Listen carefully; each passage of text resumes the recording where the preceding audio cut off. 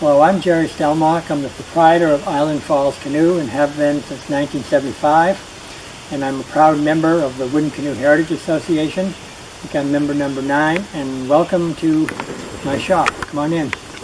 Well, everything starts in the Wooden Canoe building with good lumber. And this long room that we're in here is for lumber storage. I'll show you the different varieties that we keep on hand. And we've also got a couple of forms that we've put out here. And the one on my right here is a special form that was designed by Mick Fahey, a very influential person to a lot of us, myself and Rollin Thurlow and Garrett and Alexandra, who were Mick was a mentor to them. And this is a big square stern boat designed for carrying a big load up a big windy lake. And then over to the left, in the corner in the dark, is another form that we used some years. We haven't built many in recent years, but it's a 9-foot Old Town dinghy from the very early 1900s. The first 9-foot dinghy was designed by B.B. Crowninshield for Old Town. And they're built just like a canoe, essentially, and for 80 years they were a very ubiquitous dinghy and yacht tender until people got into more fiberglass and inflatables. But starting under the dinghy, there's some eastern white cedar, northern white cedar we call it, and it's the backbone of our canoe building business. It's light, it's flexible, it's water resistant, it's weather resistant, and it's we use it for all our ribs and frames. We also use it on the planking of our E.M. White type canoes. And on the Old Town, we use Western red cedar, which they have used traditionally since early on. So there's more Eastern white cedar here. And over this long stuff is Sitka spruce from the West Coast, along with some mahogany and long cherry that we use for gunnels. And then over on my other side, the long stock over there is local spruce, mostly red spruce, which is a really nice boat building lumber, but it's hard to get in clear length. So we feel fortunate to be in a part of Maine where we're able to get the cedar and the native spruce and ash, our species, and some of the cherry we're able to get locally. Mahogany and some of the longer black cherry and any other specialty woods we have to get from lumber wholesalers and retailers.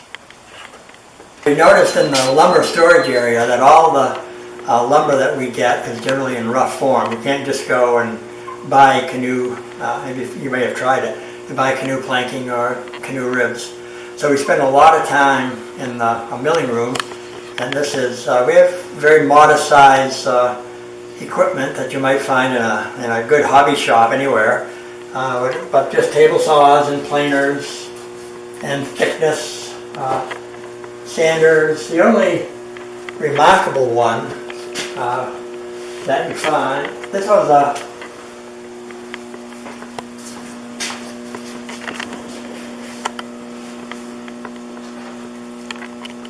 Okay. This is a home-built drum sander. One of the fellows that worked for White years and years ago built it for the predecessor to this company, and it works just like the paddle-making ones that you see at Shaw and Tenney. And we used it for all our planking and ribs. Do you want a demo? Sure. Get it going.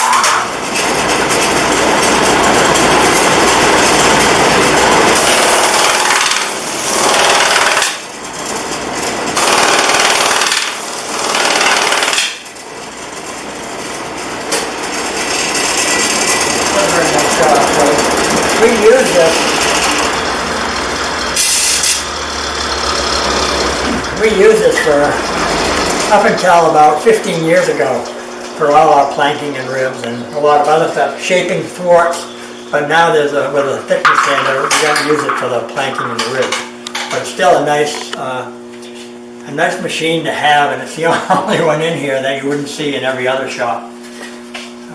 So I would recommend them. It's a nice tool. So this is the actual building room, and so after the raw lumber has been milled out in the milling room, this is where we do most of our building and restoration work.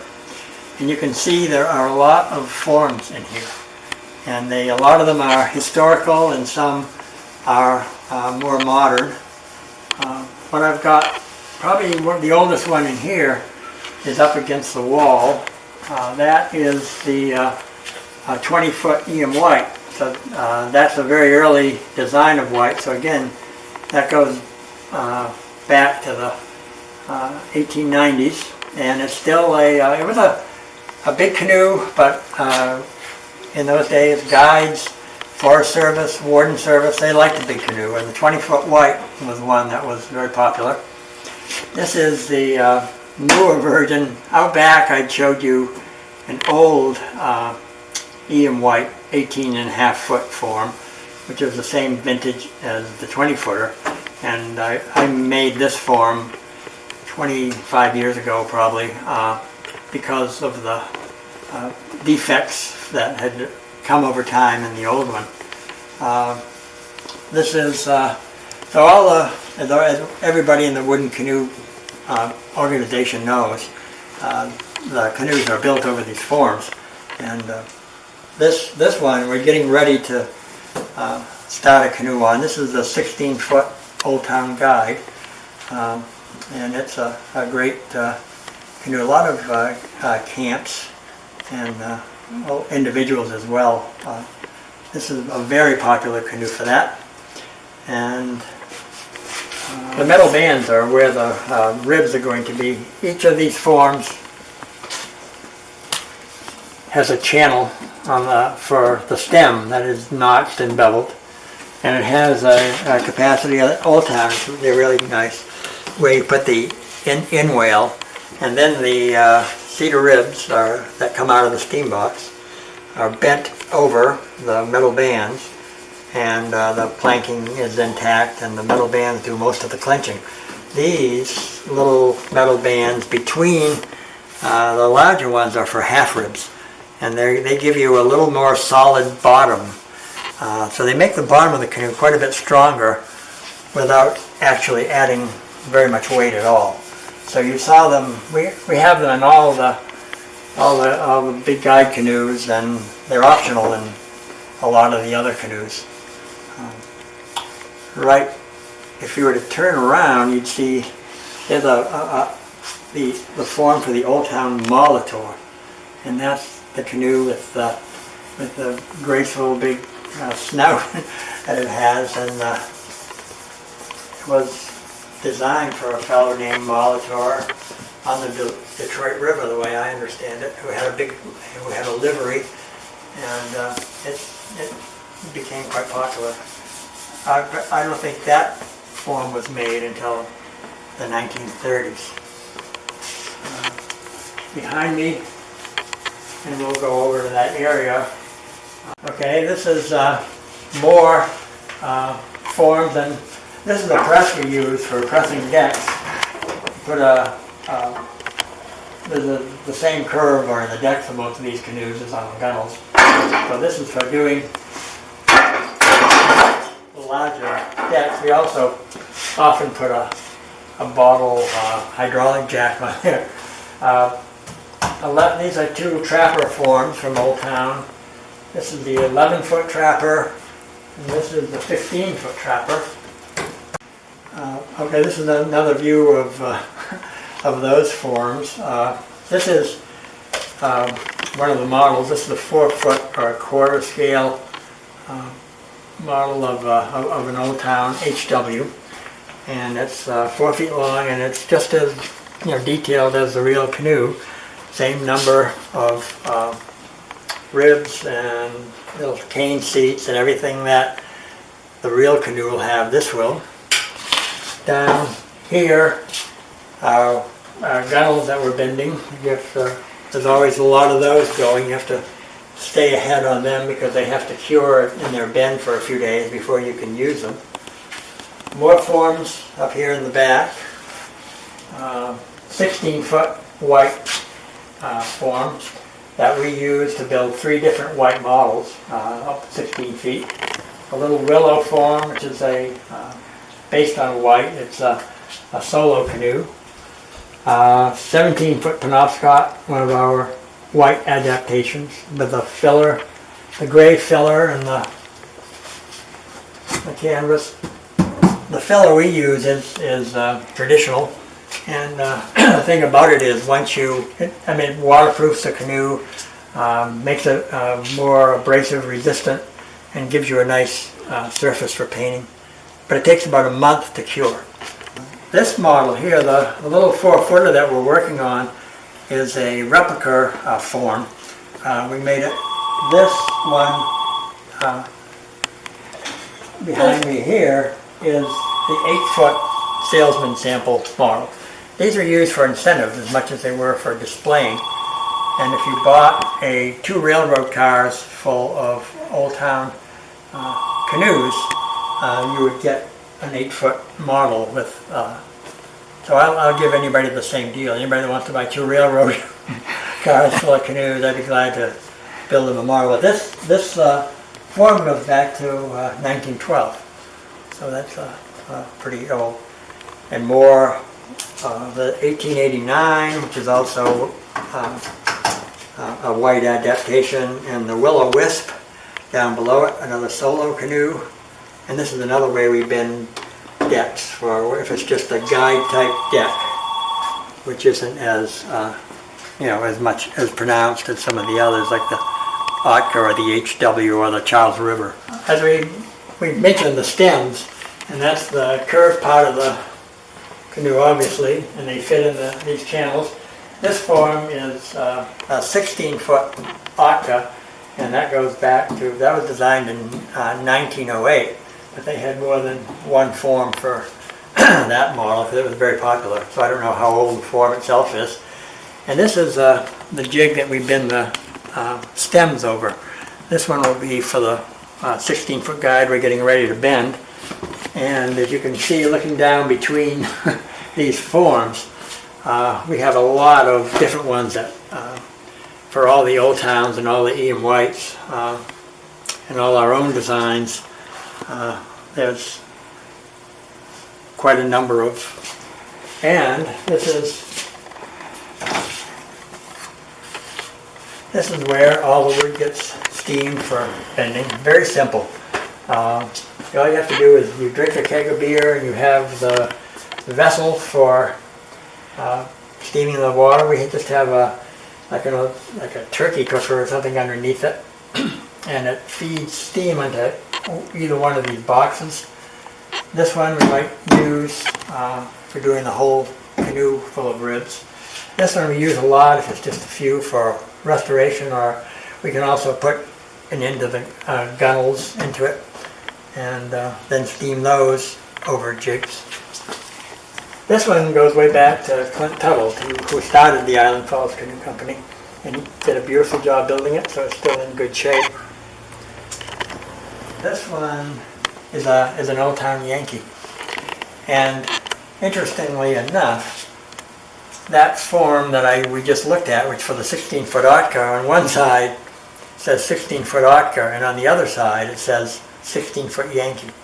So I think they used them quite interchangeably, and this, as we find often, there's always seems to be dry rot up in the end that has to be, and usually it's not too extensive, so you're able to splice things in rather than replace all the in-wales, decks, and stems.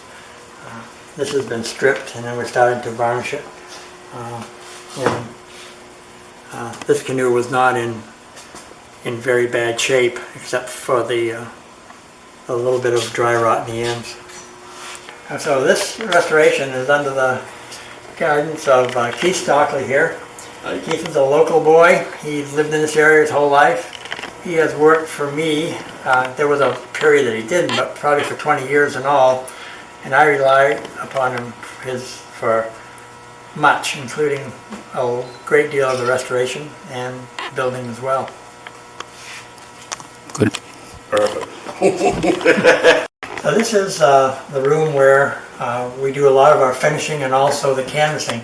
Over there against that wall are the rolls of the treated and pre-shrunken canvas that we use. And there's 3 weights there and 2 different width.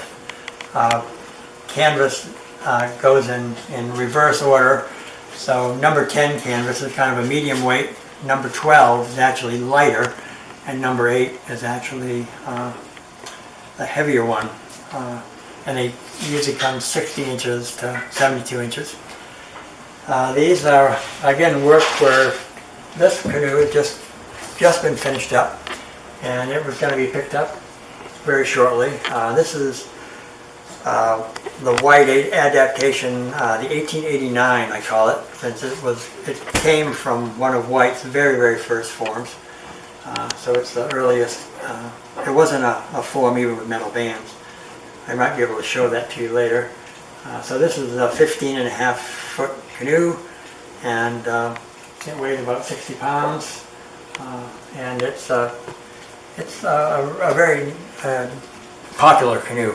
I started off making these decorated canoes with this, and it turns out to be a nice model. So we continue to offer it as just a unadorned canoe.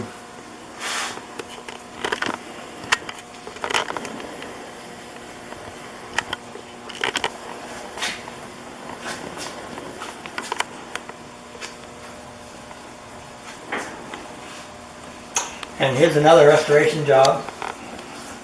Again, the ends needed splicing, and it's an HW, Old-Town HW, and it's been stripped and we're starting to finish it.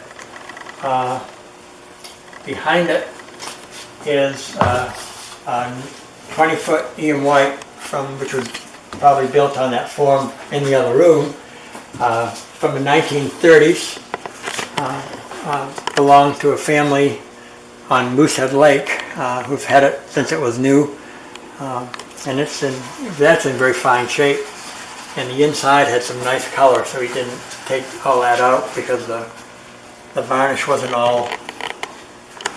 This is had a dear old friend years ago who also did some jewelry work, so he went through the process of making our tag, which we're very pleased to have, and we just have these recast whenever we just cast in the lost wax method at a jewelry place, and we're happy to have those.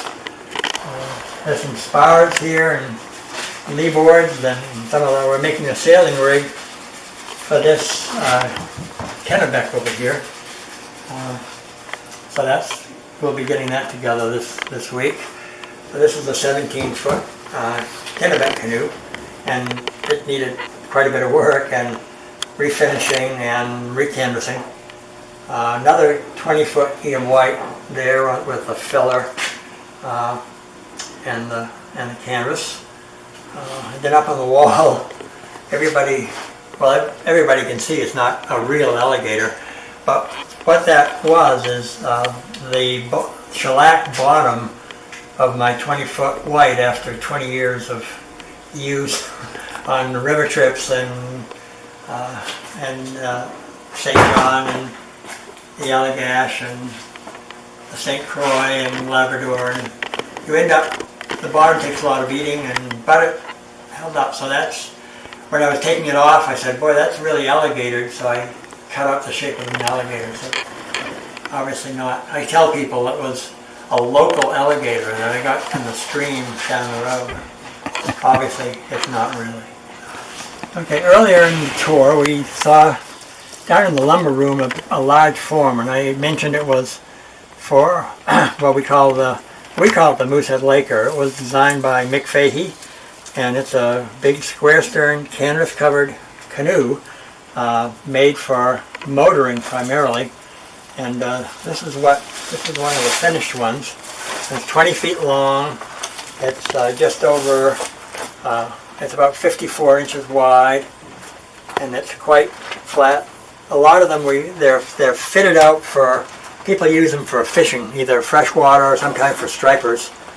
This one's actually going down to Florida, and they've got a nice transom for a motor, which is going to get very bright when the sun just came out from behind the cloud. But anyway, this is we saw the 4-foot model we were making. That was the smallest thing that we make, and this is the biggest thing that we make. That's quite a difference, as you can see. In 2000, when the millennium was rolling over, I had been building canoes for 25 years. So I thought that I would use that occasion to blend some of my lifelong interests, one of which, of course, being canoes and canoe building, the other being wildlife, and the third being art. So I had made plans for building a very special canoe from a very early era. I had been given a really old take-apart canoe form, which was probably E.M. White's earliest. And it was a model that I hadn't built. It didn't have the metal bands. But I decided with the millennium coming to make a real form for it, and to make a canoe which showed some of the early transition between the birch bark and the wood canvas canoe, because that was the era this canoe was originally designed by White. So what I came up with, I decided to call the Millennium Sojourner, and I decided to make that a limited edition canoe. So some of the features that I wanted to highlight the relationship to the birch bark canoe were closed gunnels, and at least symbolic, which some of the early wood canvas builders did, of spruce root, which is split spruce root from out of the ground, and winter bark decorated. The inner birch bark in the cold months has that red layer, and you see some really fine work that some of the Native American craftsmen do. These are a little more crude, but so this is Steve Kayard from Wellington, Maine, a really fine builder. So anyway, so this is real spruce root. These seats, E.M. White used D-shaped seat on the very early canoes. So that's where this comes from. The filler of this is synthetic babiche, which is used for snowshoe making way up in northern Labrador and Quebec. Very, very fine weave, because very light powdered snow makes a difference. The thwarts, which also some spruce root on these, the center one is shaped like a birch bark thwart where you would have a tump line attached. And again, that goes back to the relationship to the bark canoe. And again, the bow seat's the same, and the other feature is a handle, which is really moose bone laminated to wood and then decorated in a scrimshaw fashion with and then my son Noah was doing some silver work, so he made a special tag for the stern of silver, and to complement the other Island Falls silver tag at the other end. But the main feature is wildlife painting the length of the canoe. And I decided trying a variety of different paints, one that holds up really well and acts like the watercolors, which I'm used to, are liquid acrylics. They're very finely, light comes through them the way it does watercolor. They're transparent, and I'm comfortable working with them. So I've done 10 of these sojourners. This was the prototype, so I learned a lot on this one, certainly about the painting. And they're they're all over the place. They're in Florida, there's one in Germany, they're in the Adirondacks, they're in North Carolina, and they all have the wildlife that's highlighted are, the interest of the client. I work with them closely on that.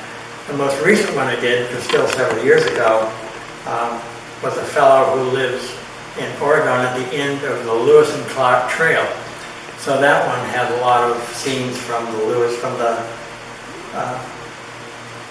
Voyage of Discovery or whatever it's called, and there are more humans in that one, although mostly it's the wildlife that Lewis and Clark discovered and documented on their trip across the country and back in 1804 and 5. So anyway, this was been an interesting project, and as I said, there have been 10 of them made. And the other thing that you see here, there's an unusual finish in it. And see, I worked with Tom Seavey of Henniker, New York, and Aslan, and he's well known in the organization, and he's a great wood finisher. So he, instead of staining the wood, he dyed it with a dye and then put in this really matte finish, and I think it's really attractive, and I thank him for that. Well, thank you for visiting the shop. I hope you learned a little something, or at least enjoyed it, and this was one of the elements that we'll have to make this assembly when we can all get together. Interesting, hopefully, and now you'll be visiting the shop up the road. You go up 3 miles and turn left, and you'll be at Rollin Thurlow's Northwoods Canoe. So I'm sure you'll enjoy that as well. Hello, I'm Rollin Thurlow and owner of the Northwoods Canoe Company. So I'd like to invite you in to see what we're doing today. So you might enjoy that. We're located in Atkinson, Maine, which is kind of in the geographic center of the state, right there. The biggest town next to us is Dover Foxcroft, which somebody might know or might not. But let's go inside and we'll see what's going on. Well, this is the main building room. I forgot what size it is, but 28 by 32 or so. And then there's another building room behind that, or the machinery room where we cut most of the lumber. And then behind that is the paint room. So we'll kind of start in the building room here, go a little bit through the machinery room, and then end up in the paint room out there. Overhead we have the forms that we use for building the new canoes. Right over my head is the EM White form, a little short one, a little 14-foot pack canoe. And then right over here you can see is the 13-foot American Beauty, one-eye design. And right in front of that one is the Atkinson Traveler, 17.5-foot Atkinson Traveler, which is a very popular canoe.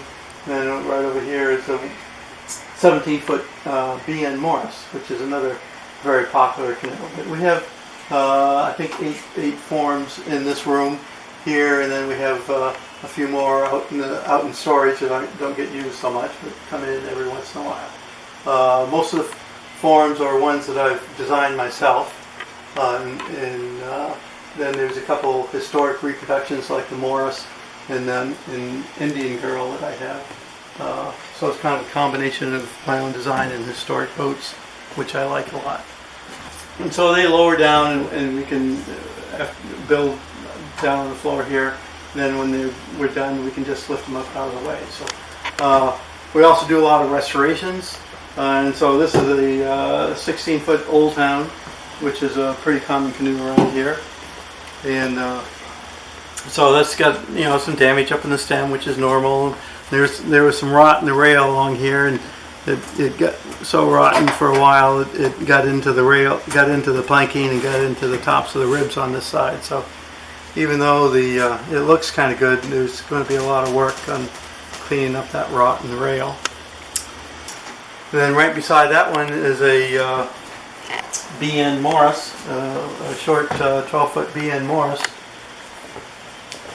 and this one was closed gunnel, and the rails, of course, you always try to save as much as you can. So we're trying to save the rails. I took the rails off, and I'll splice and repair them when it's off the boat, and was also able to repair the tops of the ribs when we took that rail off. And so the next operation will be to smooth up some of these ribs, splice the in-whale and notch that and get those back on. But at least 90% of the rail will be saved, so that'll make it look a lot better.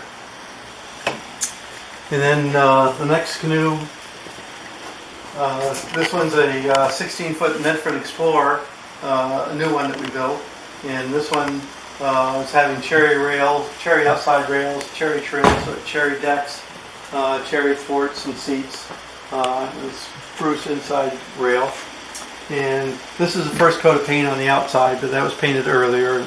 We just get one coat of paint on, so we'll have some paint underneath the rail.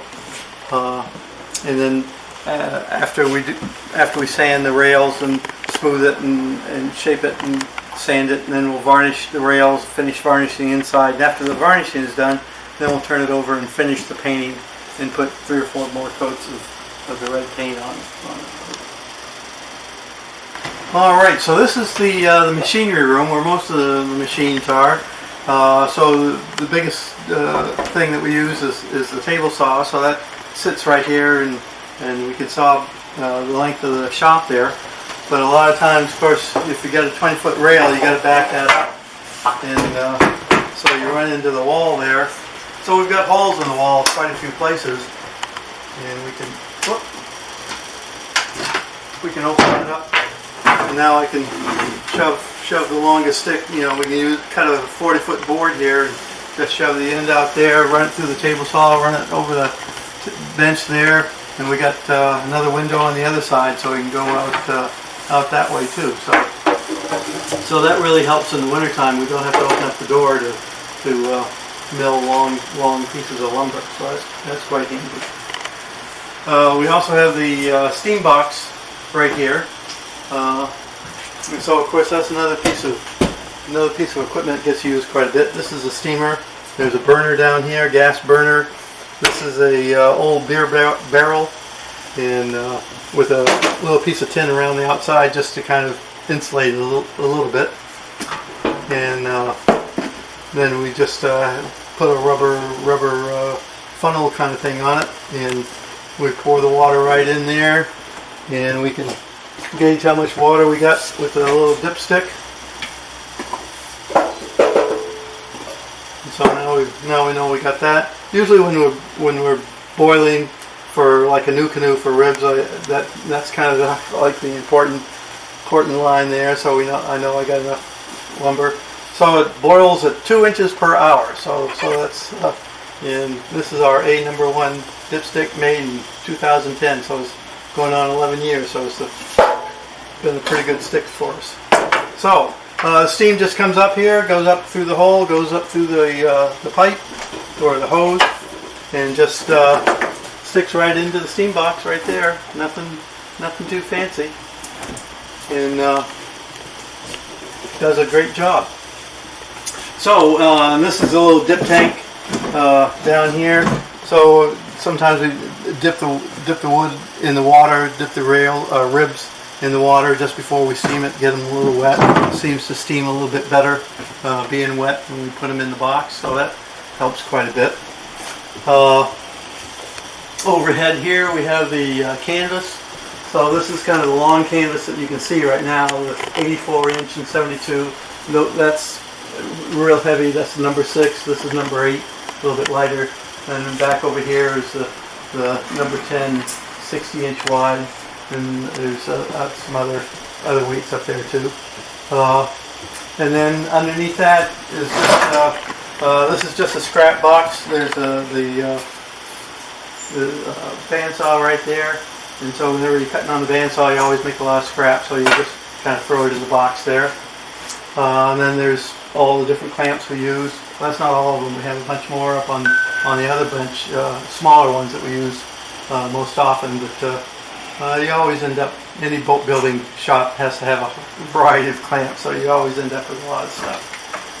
So the table saw gets the most amount of use, and so they mentioned you want to see a few jigs or something. So here's a little jig that that is used quite a bit. So making the ribs for all the different canoes, you know, the Morris and the Old Town and the EM White all had a different taper on the sides of their ribs, and so this is made to be adjustable so that we can make different widths of ribs. Let me just grab a.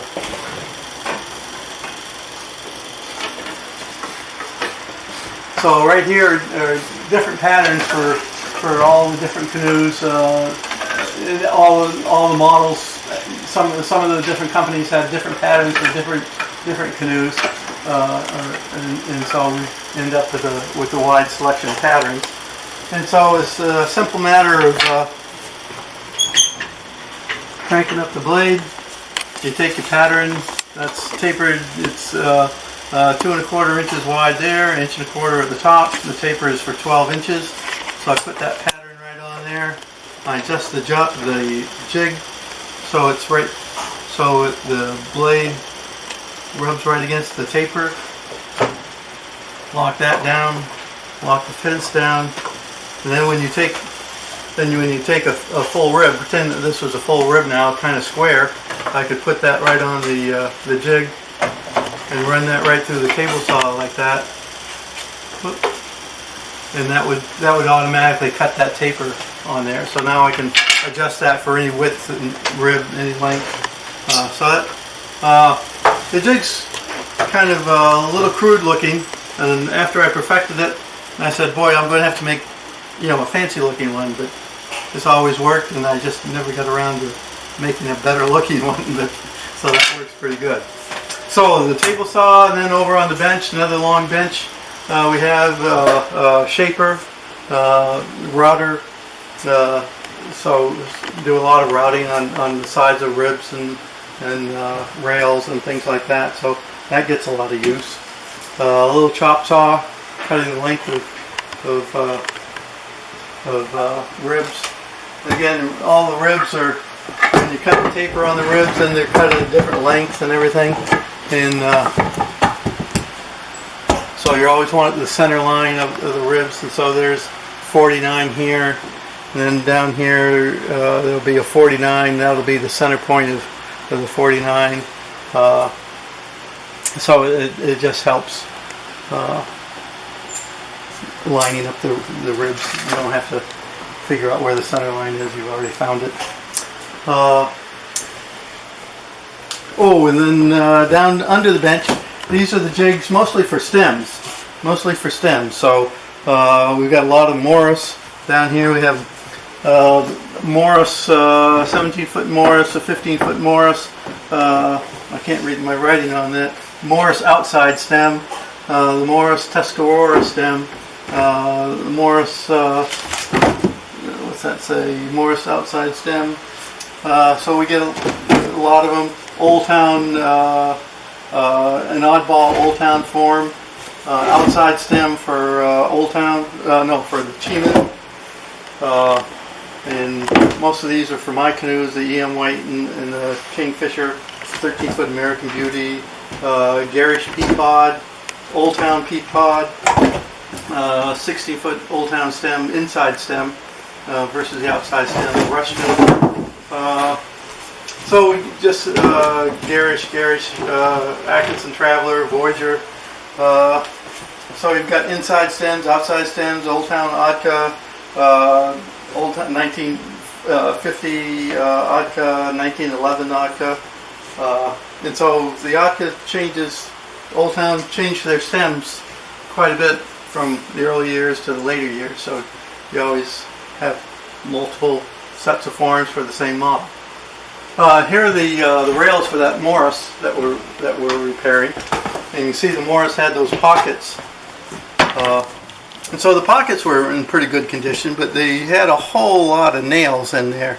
And there's some of the pockets, just the tops of the ribs, they would have 4 or 5 nails in there. They were pretty small nails, but pretty small steel nails. But nevertheless, there was some rot along the surface of it, and so we've got some get rot soaking into that. It's pretty much dry, but you can see there's some more serious rot in there. But it's mostly at the very ends that the real trouble is. And so I could fill that with a bunch of glue and get it back on there. But I think I'm going to splice on some real wood on that last foot. Make it a little bit more authentic than having glue all over it. So that's what that. So those rails are just drawing up there. There's a bad repair job. I don't want anybody to think that I did that. So that was a bad splice. I will replace that splice with a much longer and smoother looking one. And then back on this end of the shop, the planer. You're always using planer and all the heavy machinery is on wheels. Again, because if I got a long piece of lumber, I want to line up in that hole in the wall so I can shoot it through there.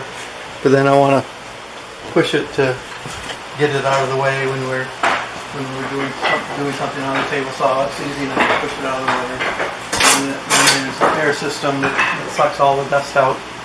You suck a lot of dust out, but boy, you still get a lot in the shop, so you never can do enough.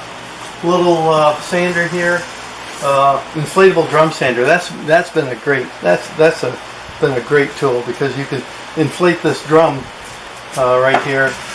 You might see it on this end a little bit better. There's a bicycle.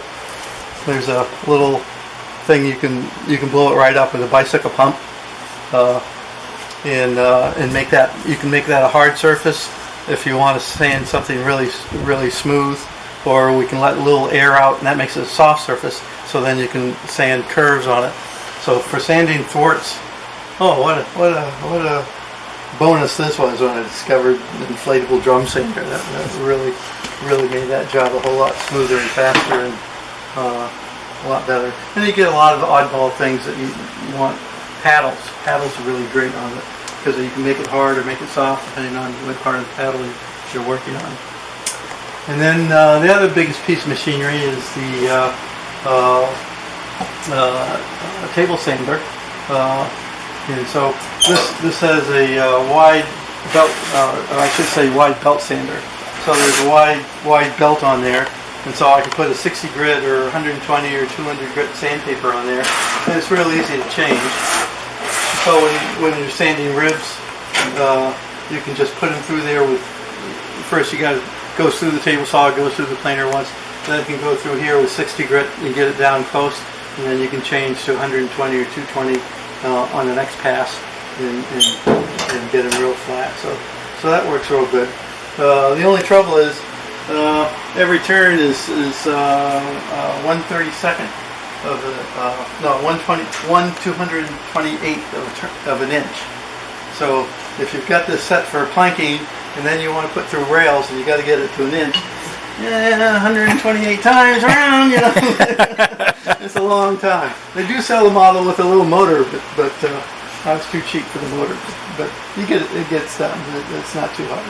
So this is the paint room where we do most of the painting and finishing of the canoes and the filling and such. This is Elisa Shine, and she's worked in the shop for 8 years now, and is basically a partner in the shop and does everything just as well as I can, and completely independent. And so she's sanding the rails on this. This is another Medford Explorer, just like the other ones out in the other room, but this is being done with walnut trim. In fact, it's Peruvian walnut trim for the outside rails and the decks and thwarts and the seats. And so this has a couple more coats of varnish to put onto it. We've got the finished paint already done, and now we're trying to varnish it, or trying to sand the varnish without scraping up the paint, which is always a challenge. I think we got one more coat on this.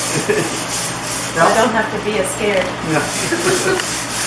And so that overhead is a canoe that was filled. So that gray filler up there, that gray surface, that's the filler that's rubbed into the weave of the canvas. The white surface there, that's the raw canvas. And so we canvassed that boat, rubbed the filler into the weave, that gray surface, and that makes a real thick, heavy coat that will protect the canvas. But that has to dry for, well, 4 weeks or so. We let it dry for 8 just to make sure. And so we hang that up, hang the boats up there to dry until they're ready to be used. And so those racks up there, you can see they're made to put up a whole variety of different shaped boats. Right behind us is one. So you can see that.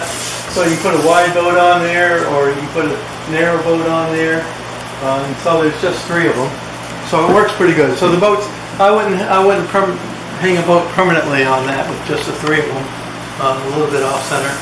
But just for the 4 to 6 weeks that they're hanging up there, it doesn't do any harm.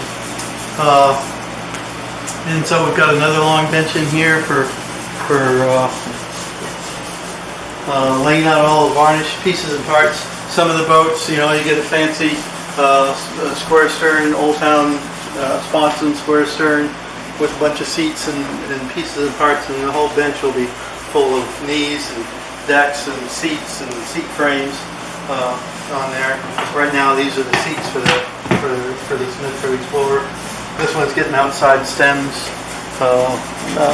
Peruvian walnut outside stems, so that's gonna fit right on like that. And that'll be beautiful when it's done. Good. And so you end up painting a lot of different paint designs. And so of course, one of the handy references is the Old Town paint design. So customers always come in and Google and ogle over the different ones. There's the number 4, and that's one of the more popular ones. So use that as a nice handy reference point.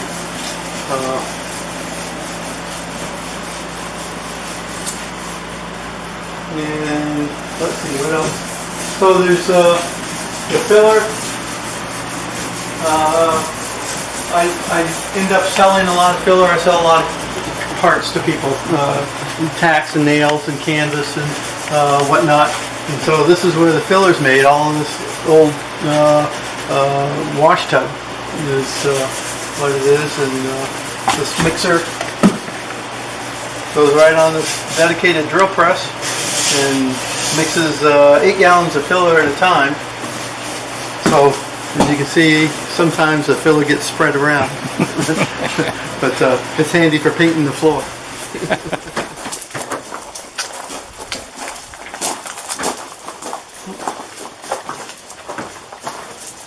I guess we'll start in the back and unfold it. So this is a 15-foot Kingfisher, one that I designed.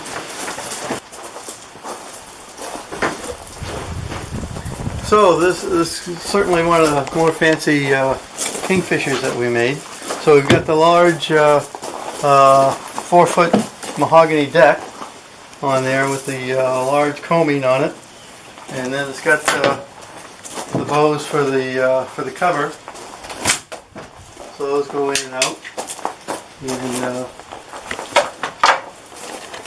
then it's got a folding front seat that's adjustable.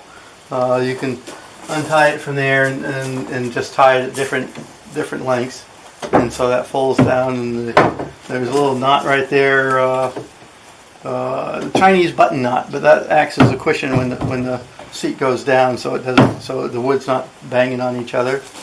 It's got oars, so there's an oar storage in there. Lisa, maybe you can pull that out from that side. I can't quite reach it, and then a bracket to hold the oars. And then there's a space for the blade to fit in under the deck, under there. It's got a strap to hold it in place. It's got a 6-foot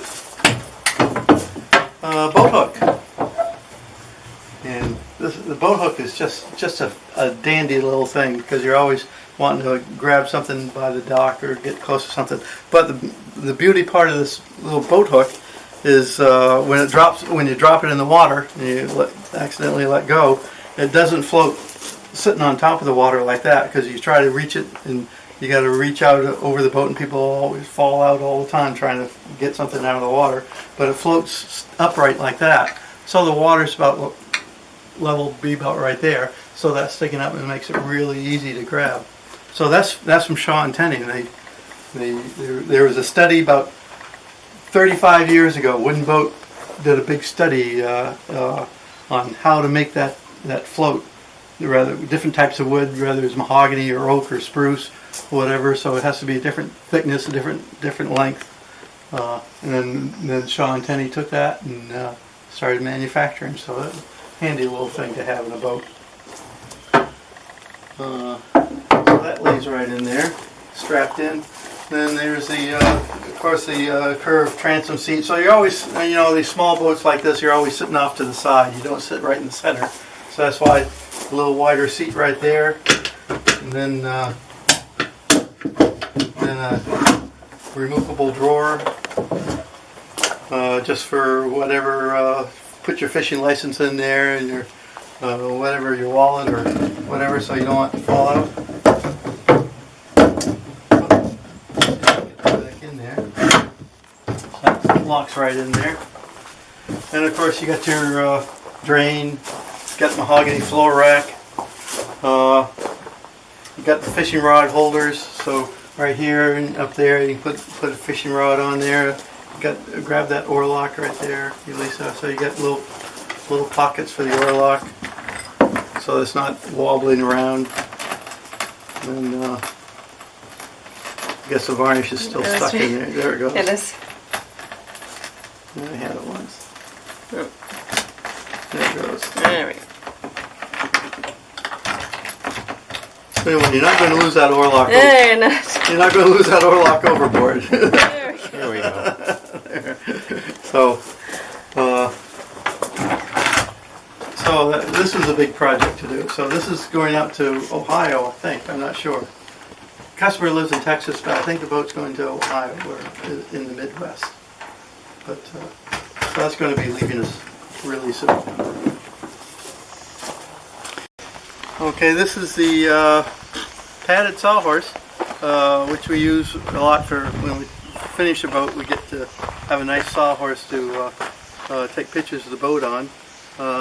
But it's quite removable. You can take that out, and that comes right out. So when you go to a boat show, you can take this apart, and it goes right back together again.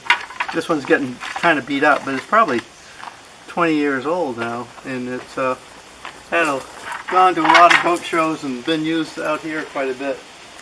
So we sell one of these every once in a while. They're a pain in the neck to make, but people seem to like them, so we have to make them. So this is where most of the majority of the boats are stored here. I got boats on this side of the shop and on another storage place on the other side, but majority of them are right here. And so the ones wrapped in plastic or covered with plastic are done, are completed, and waiting for the customer to either pick it up or to be shipped out. So this one was going to New Jersey, Varney, wasn't it?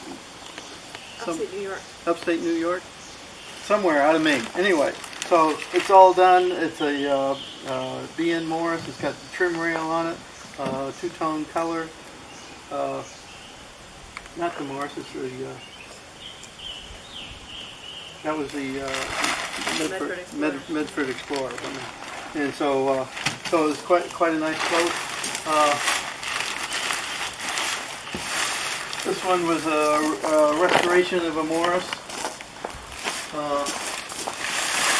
and so it's quite a nice boat. It's done with satin varnish and satin paint, and it's waiting to be picked up. So some other boats up here, a little old town up here, just waiting to be fixed. It's been stripped and the decks have been taken out and just kind of generally waiting its turn in the building room. And then some older ones that haven't got just stored till we get to them. This is a little 14-foot EM white that I made probably 25 years ago. So it's coming back for a little reconditioning.